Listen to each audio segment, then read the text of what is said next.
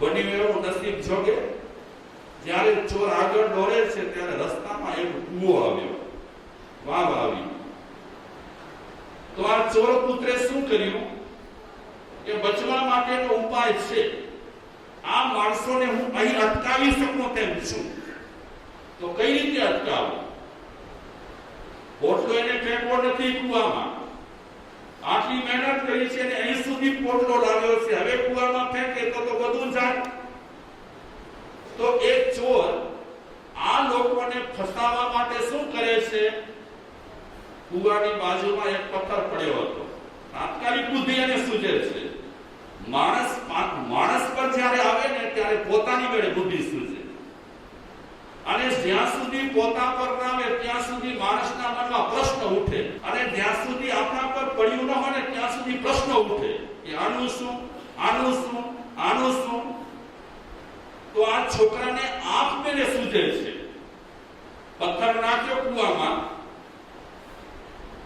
પોટલો લઈ કરી અને પાછો ભાગ્યો. પાછળ દોડનારા માણસો શું સમજ્યા કે ચોર પોતાની જાન બચાવવા માટે કૂવામાં પડ્યો છે. તો જેટલા એની પાછળ દોડ્યા હતા એ બધા કૂવાની આસપાસ ઘેરાઈ પડ્યા, કૂવાને ઘેરી લીધો. બધા શું વિચારે છે કે આ કૂવામાંથી ગમે ત્યારે ચોર બહાર નીકળશે, બહાર નીકળશે તો એની ખ્યાલ નથી, એને પકડીશું, એને મારીશું અને પોલીસના હાથમાં સોંપી દઈશું. આ બધા ઘાટ ઘરે છે એટલામાં તો ચોર પોતાના ઘરે પહોંચી ગયો માલ સામાન સાથે. નવોડિયો હતો, પહેલી જ વખત એને આ ચોરીનો પ્રયોગ કર્યો હતો, પણ એ ચોરીના પ્રયોગમાં સફળ થયો, ઘરે પહોંચી ગયો. ઘરે એના પિતાજી બેઠા હતા. જેવો પિતાજીને જુએ છે, પોટલો સાઈડમાં રાખી કરી અને પિતાજી સામે ઝઘડો કરવા લાગ્યો કે તમે આવા ને તમે તેવા ને તમે નકામા ને માપે કરીને તમે મને મરાવ્યો ને. પિતાજી કહે ચૂપ, છાણો માનો સુઈ જા, સવારના બધી વાતો કરજે, હમણાં મારે તો તારી કોઈ વાત સાંભળવી નથી. તું આવી ગયો ને મિલકત લઈને, ચોરી કરીને આવી ગયો ને, સુઈ જાવે છાનો માનો. સુઈ ગયો એ છોકરો. સવારનો પહોર થયો એટલે બાપુજી એ છોકરાને પૂછે છે, બેટા બોલ, હવે કઈ કઈ રીતે શું શું થયું એ વિગતવાર મને કહે. તો છોકરાએ બધી વિગતવાર વાત કરી. આ વિગતવાર વાત સાંભળ્યા પછી આ બુઢા ચોરે એના છોકરાને શું કીધું કે તું ચોરી કરવામાં પારંગત થઈ ગયો, મને વિદ્યા શીખવવાની કોઈ જરૂર નથી, ચોરી કઈ રીતે કરવી જોઈએ અને આફત આવે તો કઈ રીતે બચવું જોઈએ એનું બધું તે જે કર્યું મેં સાંભળી લીધું અને વ્યવસ્થિત કર્યું. મારે હવે તને આ વિદ્યા શીખવવાની કોઈ જરૂર નથી. આ વાત ગુરુજી કોને કહે છે? શિષ્યને કહે છે. વાત અહીં અટકાવી કરી અને કહે છે કે ચોરના દીકરાને ચોરી કરવામાં આફત આવે તો કઈ રીતે છૂટવું જોઈએ. બેટા કહો, કોણે શીખવાડ્યું એને? કોણે શીખવાડ્યું? કોઈએ નહીં. માણસને જ્યારે અગવડ થાય ત્યારે ઓટોમેટિક એને કાંઈ ને કાંઈ રસ્તો સૂચતો હોય છે. તો બેટા, ઇતિહાસ આપણે કોઈકને શીખવાડી શકીએ, ભૂગોળ આપણે કોઈકને શીખવાડી શકીએ, ગુજરાતી આપણે કોઈકને શીખવાડી શકીએ, હિન્દી કોઈકને આપણે શીખવાડી શકીએ, બાકી ધ્યાન કોઈને શીખવાડી શકાતું નથી. ધ્યાન કોઈને રમણભાઈ શીખવાડી શકાતું નથી.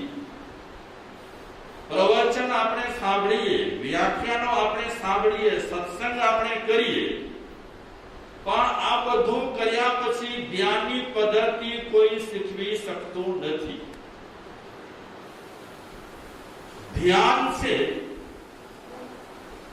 એ બુદ્ધિગમ્ય નથી, ધ્યાન છે અનુભવગમ્ય છે. ઓટોમેટિક માણસ એક ક્ષેત્રમાં પ્રવેશ કરે, પહેલી વાત તો એ કે ધ્યાનના ક્ષેત્રમાં પ્રવેશ કરતા પહેલા વ્યક્તિને ધ્યાનનો ઇન્ટરેસ્ટ હોવો જોઈએ, અને વ્યક્તિને જે વસ્તુનો ઇન્ટરેસ્ટ હોય એમાંથી આપમેળે રસ્તા નીકળે. આજે ઘણા લોકો આવે છે, મહારાજ સાહેબ મહાવીર ભગવાનની ધ્યાન પદ્ધતિ શું હતી? રેવા દે ને બાપા, તો રેવા દે ને, શું કામ છે તને? મહાવીરની જે ધ્યાન પદ્ધતિ હોય તે તું શું કહેવા માંગે છે એ કહે કે અમસ્તા મારે પૂછવું છે. અમસ્તા પૂછવાથી કાંઈ ફાયદા નથી. જ્યાં સુધી વ્યક્તિને ધ્યાન માટે ઇન્ટરેસ્ટ જાગે નહીં ત્યાં સુધી એ ક્ષેત્રમાં વ્યક્તિ પ્રવેશી શકતો નથી. અને ધ્યાન માટે ઇન્ટરેસ્ટ જાગે તો ઓટોમેટિક રસ્તા નીકળતા હોય છે. શીખવવાથી ધ્યાન ક્યારે પણ કોઈ શીખવી શકતું નથી. અંગુલી નિર્દેશ કરી શકે, થોડી કેટલીક વાતો કહી શકે, બાકી ધ્યાનમાં આગળ વધવા માટે અને ધ્યાનમાં ઊંડે જવા માટે વ્યક્તિ આપમેળે રસ્તા કાઢી લેતો હોય છે. કેટલીક વસ્તુ એવી છે નેચરલી હોય, નેચરલી. આમ જોવા જઈએ તો ધ્યાન પણ નેચરલી છે. અહીંયા હમણાં તમે 2 સેકન્ડ માટે આંખો બીચો છો, સાચું બોલજો, શેની રાહ જુઓ છો? તે પણ અડધા આંખો બીચી અને અડધા જોયા કરે મારે શું કરે છે. 2 સેકન્ડ પણ આપણે ઠરી ઠામ આંખો બંધ કરી શકતા નથી. અઘરું છે. આંખો બંધ કરવી બહુ જ અઘરી છે. આ તો હંસાબેને જરાક જોકો આવી જાય અને આંખો બંધ કરી નાખી અલગ વાત રહી છે, નહીં તો આંખો બંધ કરવી બહુ જ અઘરી છે. આંખો ખુલ્લી રાખવાનો અભ્યાસ એટલો થઈ ગયો છે આપણો, આંખો ખુલ્લી રાખવાનો અભ્યાસ એટલો થઈ ગયો છે કે હવે આપણે આંખો બંધ કરીએ ને તો અકળામણ થાય. આપણને બધાને, તમને મને, આપણને બધાને બહુ અકળામણ થાય. હવે ક્યારે મહારાજ સાહેબ ગૃહો ચાલુ કરે અને ક્યારે આંખો બંધ થયેલી ખુલ્લે. કહેવાનો તાત્પર્ય ઘણી ચીજો છે ને કુદરતી હોય છે. દાખલા તરીકે આપણે પ્રમાણિકતાની વાત કરી. આ પ્રમાણિકતાનું ગુણ લોકોમાં ઓટોમેટિક હોય. અહીંયા બેઠેલા ભાગ્યશાળીઓ છો, એમાં ઘણાના જીવન બહુ નેચરલી છે, કૃત્રિમતા જરાય નહીં. તો પ્રમાણિક જીવન પણ વ્યક્તિનું નેચરલી હોય તો જ એ સરસ રીતે પ્રમાણિકપણે જીવન જીવી શકે. બાકી પ્રમાણિકતામાં જો અકૃત્રિમતા આવી જાય, કૃત્રિમતા આવી જાય તો એ પ્રમાણિકતા ગમે ત્યારે ખલાસ થઈ શકે છે. આપણા જીવનમાં જે ગુણો આવશે કે આવ્યા છે એ કેટલા કુદરતી રહેલા હોય, જેને આપણે કહીએ સ્વાભાવિક રીતે. જો ઘણાના મોઢા આપણે જોઈએ તો એકદમ શાંત રહેલા હોય, એને રાખ્યા નથી, શાંત રાખ્યા નથી, પણ એની પ્રકૃતિ જેવી છે કે એનું મુખ શાંત રહે. જોઈને જો ઘણાના મોઢા પર અકળામણ રહેલી હોય, ઘણાના મોઢા પર આપણને અકળામણ દેખાય, કાંઈ ન હોય તે છતાં પણ મોઢા પર અકળામણ દેખાય. એનું કારણ શું? આ બધી પ્રાકૃતિક વસ્તુ રહેલી છે. આપણે કદાચ બનાવટ કહીએ ને, એ બનાવટ તરત જ છતી થઈ જાય. તો ઘણા આપણે માર્ગાનુસારીના બોલની વાત કરીશું ને, એ ઘણા માર્ગાનુસારીના બોલ નેચરલી હોય વ્યક્તિમાં. દાખલા તરીકે શિષ્ટાચાર.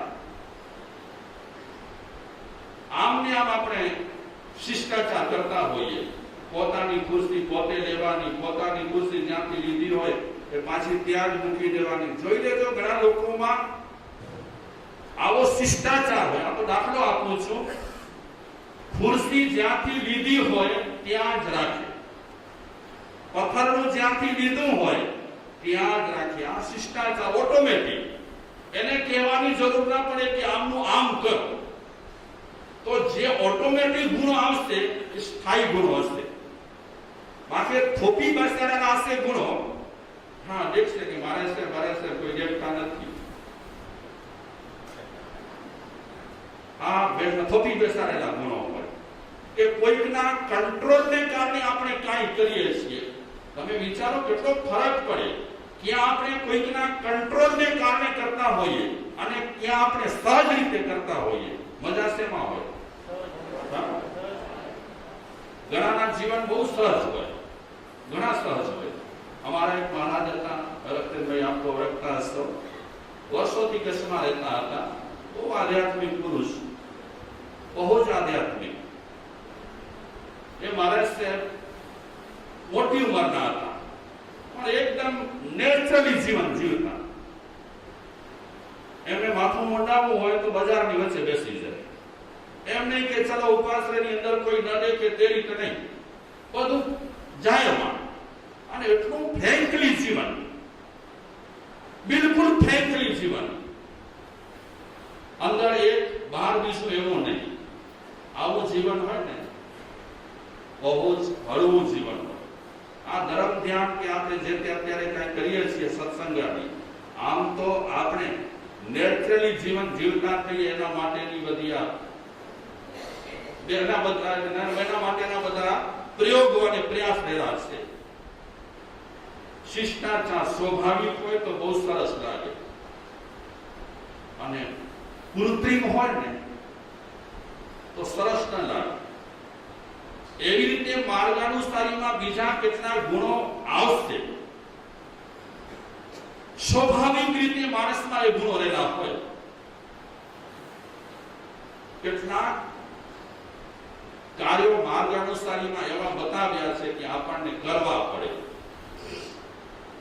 દાખલા તરીકે લગ્ન જીવન, એમાં કાંઈક આપણને પ્રયાસ કરવો પડે. એમાં કૃત્રિમતાનો કોઈ સવાલ નથી. હમણાં આપણે જે ગુણ વિચારીએ છીએ, બોલ શું છે? બોલ કયો બોલ છે? કાલે આપણે ચાલુ કર્યો ગૃહ નિર્માણ. ઘર કેવા પ્રકારનો હોવો જોઈએ? આમાં માણસને થોડી શોધખોળ કરવી પડે, મહેનત કરવી પડે, બહારનો આધાર લેવો પડે. અસલી જીવનમાં બહારનો આધાર લેવો પડતો નથી, એ આપણામાંથી આવે અને તે પણ ઓટોમેટિક આવે. આ ગૃહ નિર્માણ કરવો છે, આપને ગ્રહસ્થ છો, કારણ કે આપ સૌના માટે જેમ બિઝનેસ મહત્વની વસ્તુ રહી છે તેમ ગૃહ નિર્માણ પણ મહત્વનું છે. એક પોતાનું ઘર થઈ જાય તો શાંતિ રહે. નહીં તો ભાડાના ઘરમાં રહેતા હો તો મહિને, વર્ષે, 2-5 વર્ષે તમારે એ ઘર, એ ફ્લેટ બદલાવવો પડે, ખાલી કરવો પડે. ઘર તો બહુ સરસ છે. નિરંજન ભગત કવિ થઈ ગયા, એમને ઘર વિશે સરસ મજાની એક રચના કરી છે. ઘર તમે કોને કહો છો? એને આ રચનામાં પ્રશ્નો પૂછ્યા છે કેટલાક, અને પોતે જ ઉત્તર આપ્યા છે. ઘર તમે કોને કહો છો? જ્યાં ટપાલી પત્ર લાવે. બહુ વર્ષો પહેલા લખ્યો છે, એટલે ટપાલની પ્રણાલિકા હતી. રોજ માણસ રાહ જોઈને બેઠો હોય અને બરાબર સવારના પોરમાં કાગડો બોલે તો શું કહે ઘરવાળા? આજે મહેમાન આવશે અથવા તો કોઈક સારા સમાચાર મળશે. કેવી મજા હતી. એ જૂનું તો ગયું. હવે અને જૂના વિશે આપણે બહુ બોલીએ કે રોટલા રડીએ એનો કઈ મતલબ પણ નથી, પણ ભૂતકાળ આપણને યાદ આવે ખરું. અમારા ગામડામાં રોટલી કે રોટલા તાવડી પર બનાવતા. માટીની તાવડી હોય અને ગેસ તો હતો નહીં, ચૂલા પર મૂકે તાવડી, અને પછી ક્યારેક તાવડીમાં ઝગમગ થાય. જૂના જૂના જે બેઠેલા હશે એને કદાચ ખબર હોય, એ તાવડીમાં ઝગમગ થાય. ઝગમગ તો શેનો હોય કે તાવડી પર મેલ ચોટી ગયો હોય અને ચૂલા પર ચડેલી હોય એટલે બળે એટલે ઝગમગ થાય.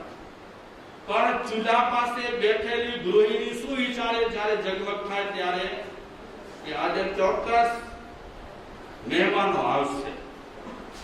મહેમાનો માટે આ રીતે સંકેતો મળતા ત્યારે રાજી થતા.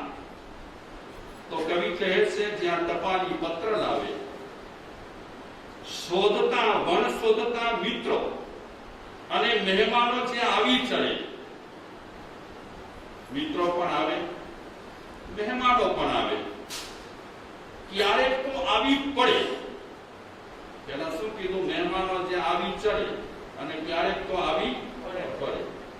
મિત્રો હજી આજુબાજુમાં રહેતા હોય તો એનું ચોક્કસ રહેલું હોય, અને મિત્રોને પણ ખ્યાલ હોય કે અમારા ફ્રેન્ડનો ઘર આ ઠેકાણે છે, આપણે ગમે ત્યારે મળી શકીશું.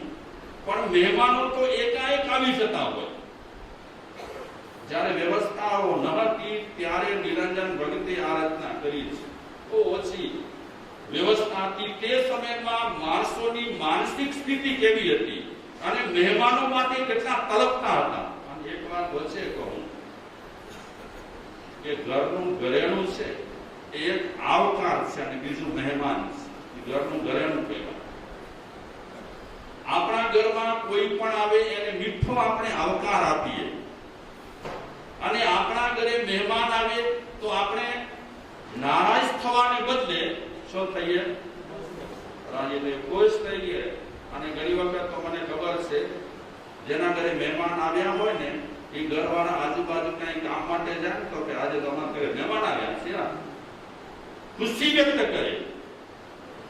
આપણે ભોજનની વાત માર્ગાનુસારીમાં જ્યારે બોલાવશે ત્યારે વિસ્તારપૂર્વક ચર્ચીશું. પણ નિરંજન ભગત શું કહે છે આગળ?